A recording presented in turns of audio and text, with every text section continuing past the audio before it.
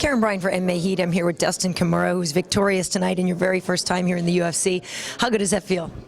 It's amazing. It feels so good right now. Do you think the fight went the way you expected it?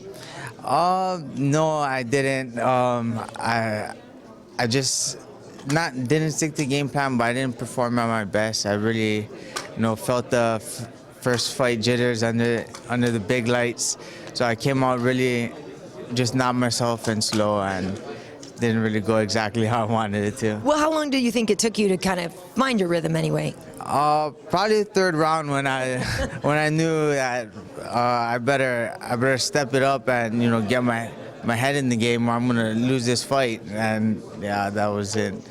Well, let's talk about that. I mean, people say that there's first-time jitters and everything. What specifically about it affected you? Was it, just that it was such a big scale, or did you really focus in on, oh my gosh, it's my first time? Or? Yeah, it was more like if I was to perform on like the hugest stage of MMA, and it was just like I just couldn't go. My body didn't want to listen to my mind. Yeah.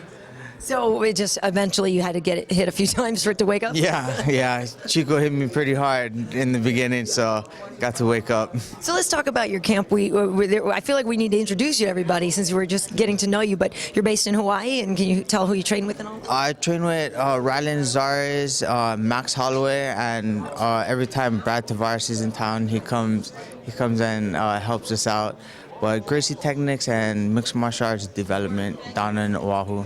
So now, do Max or Tiago, you said Tiago Tavares or Brad Tavares? Brad Tavares, sorry. Did those guys give you any advice, though, on what to do your first time and how to at least try to get in the groove? Yeah, they both did in their own ways. They just told me what to expect, but it's like you can't really understand it until you're actually fighting under the big lights.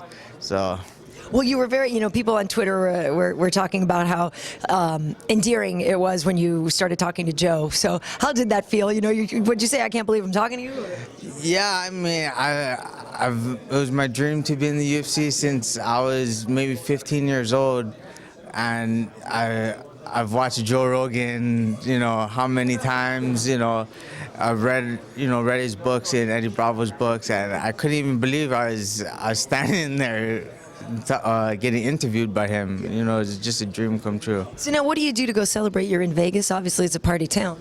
No, I got a girlfriend. I got a family at home, but hopefully I'll go out and maybe not do nothing too crazy. But yeah. Well, that's funny that you said I got a girlfriend. That's the first thing you thought of was the honeys, not the gambling. I was just thinking about the party. Well, busted. Well, it is Sin City, so I gotta lay down the ground rules first. That's good. That's good. You're a good young man, and congratulations on your win. Thank you so much. That's great.